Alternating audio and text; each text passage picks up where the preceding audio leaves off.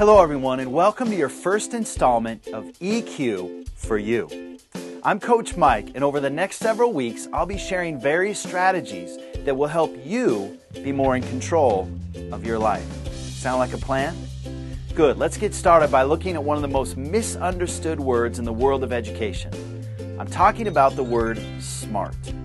So on a scale of 1 to 10, 10 being the smartest, how smart would you say you are? Now don't try to overthink this one, just choose a number that comes to mind. Go ahead and pause the video to think about this.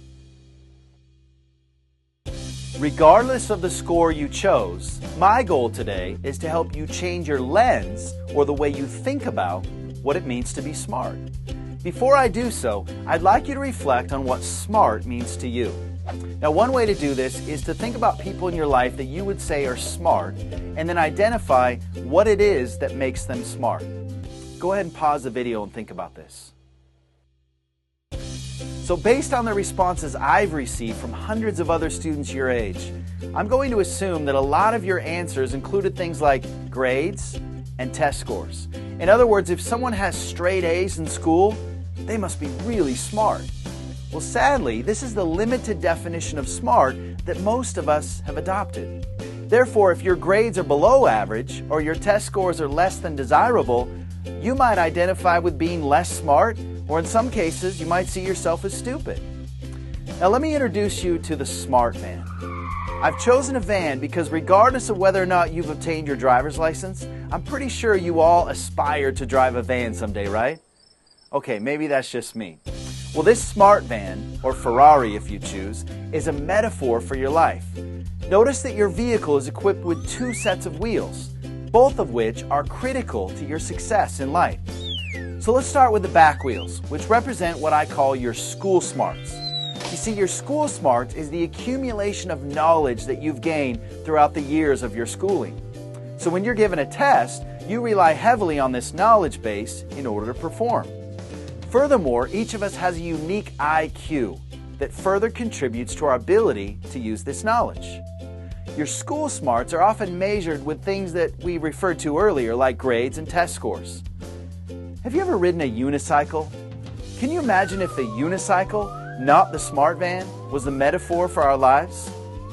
The most common mistake we make when defining the word smart is to assume that school smarts is the only kind of smart. Well, thankfully, our vehicle isn't a unicycle, and it's equipped with front wheels as well.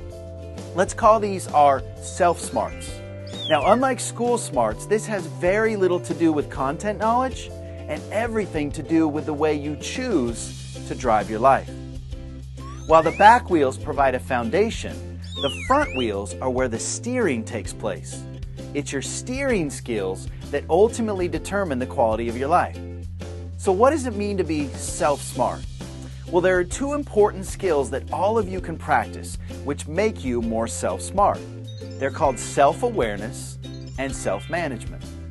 Self-awareness is your ability to take an aerial view of your own life and look at the choices that you're making.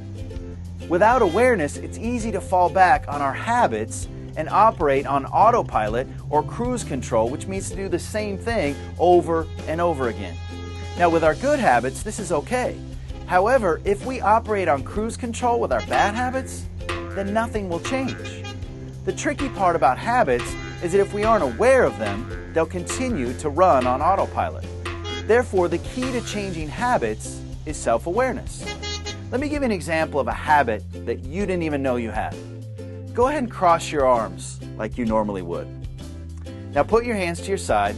This time I'd like you to cross them the opposite way.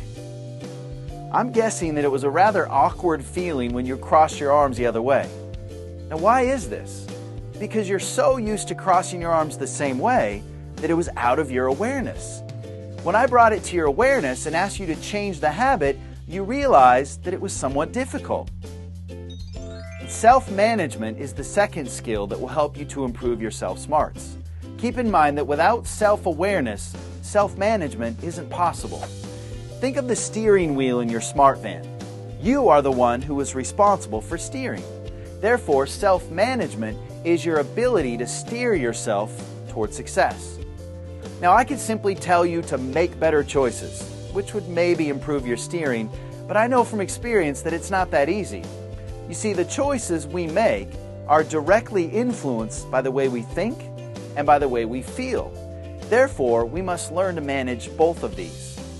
Now that we've talked a little bit about our new definition of smart, I want you to think back to my original question, which was, how smart are you? Go ahead and take a minute and pause the video and give yourself a new number between 1 and 10. Remember, this leadership journey is not about increasing your school smarts. You're getting plenty of that in the classroom. I want to help you develop your self-smarts. Are you ready?